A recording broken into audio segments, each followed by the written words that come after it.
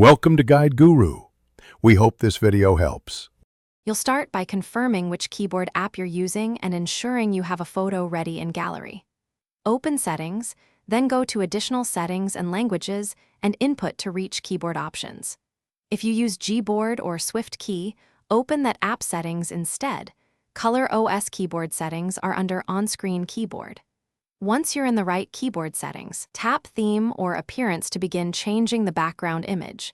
This is where you select a custom photo instead of a preset theme. You now pick the photo and fine-tune how it appears behind keys.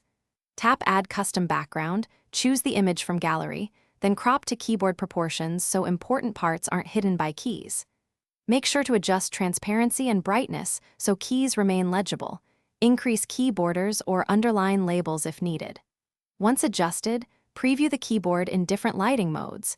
If the image reduces contrast, choose a subtler photo or add a blur so typing remains comfortable and readable.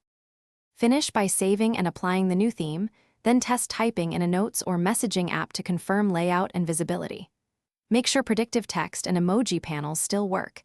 If keys overlap or text is hard to read, reopen the theme editor and tweak transparency or crop. If the keyboard crashes or fails to apply, clear the keyboard app cache, restart the phone, or reinstall the keyboard app. That usually resolves conflicts. Revert to the default theme temporarily if problems persist. Thanks for watching. Consider subscribing if we helped you today.